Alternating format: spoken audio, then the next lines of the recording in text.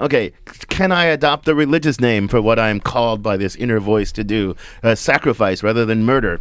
But it's still, why should I adopt the... So I've got my reason, right? I'm a thoroughly rational, secular guy. I've got my reason. I've got the ethical commandments that are delivered to me through reason. So don't kill, Isaac. Don't kill anybody, unless for some higher thing like Agamemnon. And then do it, sadly, with anguish. Not gladly and willingly, as Abraham was willing to sacrifice Isaac. I mean, what's supposed to get this leap of faith even going?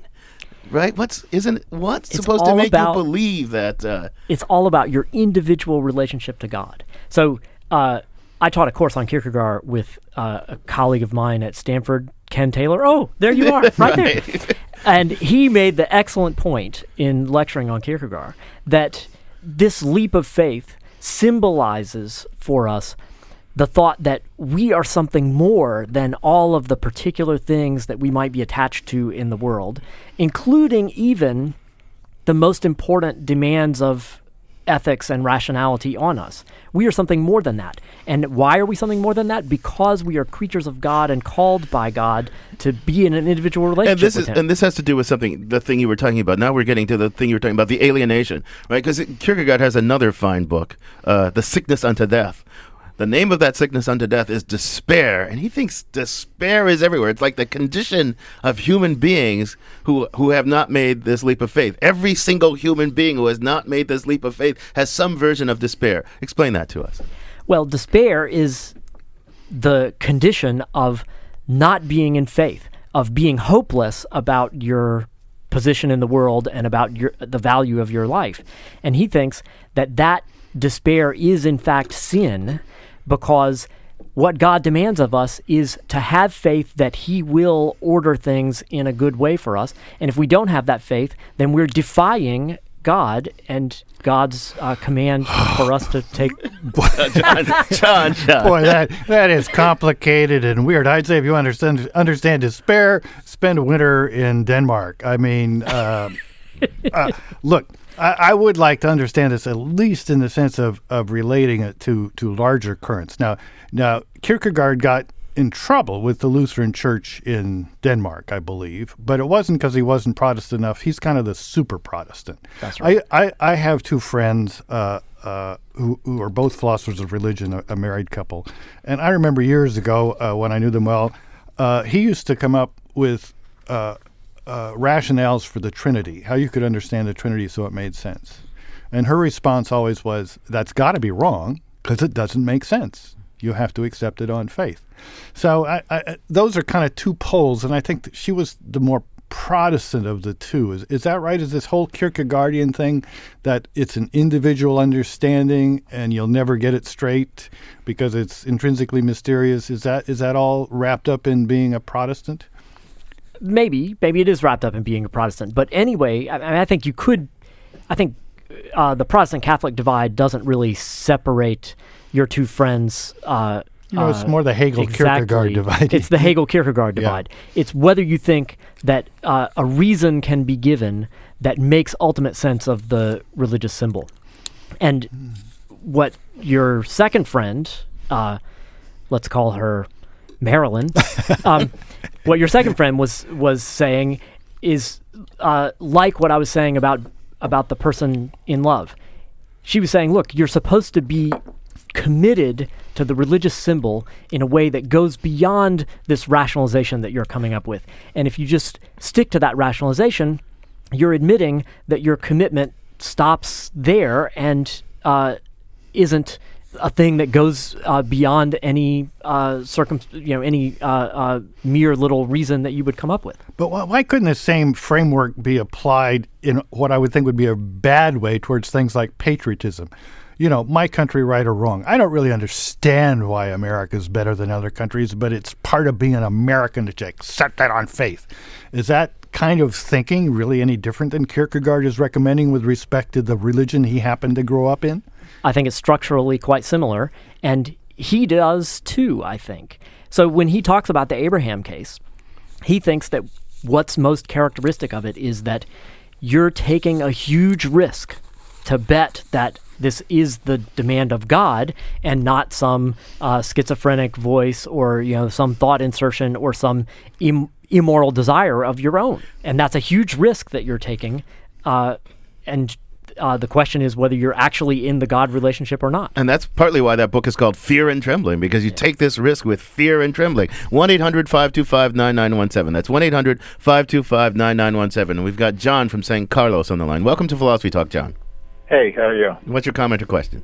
The point you guys had about Abraham, Abraham's faith, it wasn't something that kind of began right there in the situation where he was told to kill Isaac. It actually began prior to that with Isaac's birth. So the fact that Isaac exists to him is almost reason enough to have faith.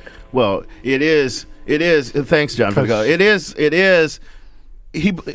Isaac was a gift of God, right? Who promised that Abraham that he would, seed the generations through Isaac. But then God takes him back. He says, "Give me back him." So I mean, isn't that Isaac was the one that Sarah, who'd been barren for years, had as a Abraham was 600 years old or something by then. Old. Yeah. So I mean, of course, Abraham had a lot more time to think about this than I have had. Yeah. But I want to put another kind of question to you. I want to get back to the despair because I don't quite agree that it's structural, that it's just craziness. Because I think faith for Kierkegaard is supposed to be a solution to a deep human problem.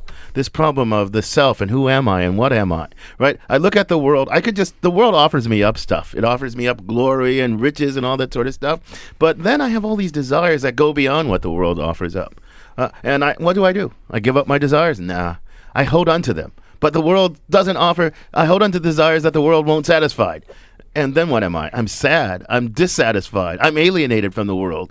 And if I only believe in my own ability, my own self-constitution, without turning toward God, I'm just, what does he call it? Fantastical or something like that. I can't remember the exact phrase. And only when I turn to God can I recognize fully the self that I am. Can I fully ground that self? So faith is a kind of solution to a problem that all human beings face. I mean, is that right, roughly? You're really into this. I think he's profound. What do you think, Lanier? I think that's right, in the sense that Kierkegaard thinks that there's something in us of the infinite.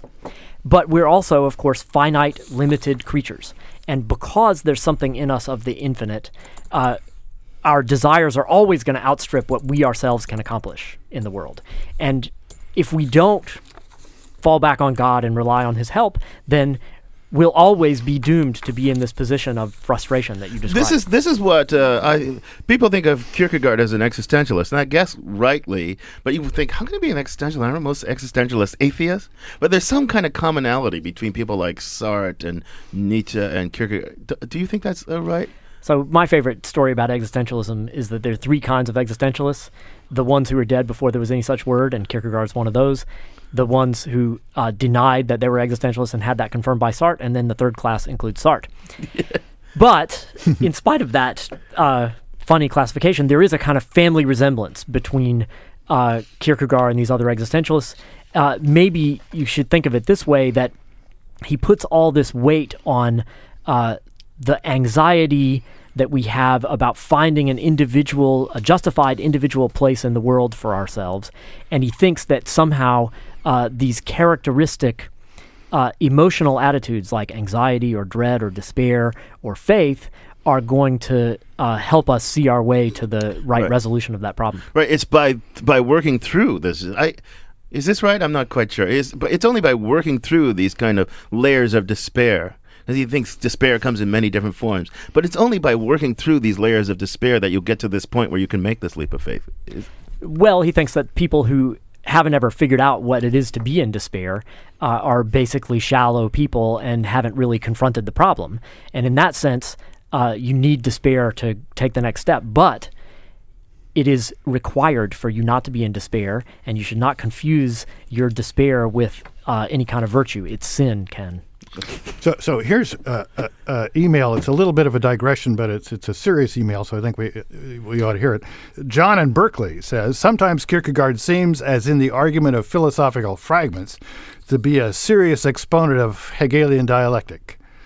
Other times, he seems to be satirizing Hegelianism, as in the attack on Christendom. So what's the real story? This question's been bothering me since we got started. Yeah, briefly tell us what the real story is. So I think the real story is this. Kierkegaard thinks that this dialectical reasoning that Hegel goes through, where we somehow make opposites come together, he thinks that often works and that we can resolve a lot of contradictions by doing that. But it can't work in every case. And so he wants to do that dialectic in a very precise way so that he can identify exactly those cases where no amount of rational dialectical work can get you from one stage to another stage, and you have to actually take the leap of faith against your reason.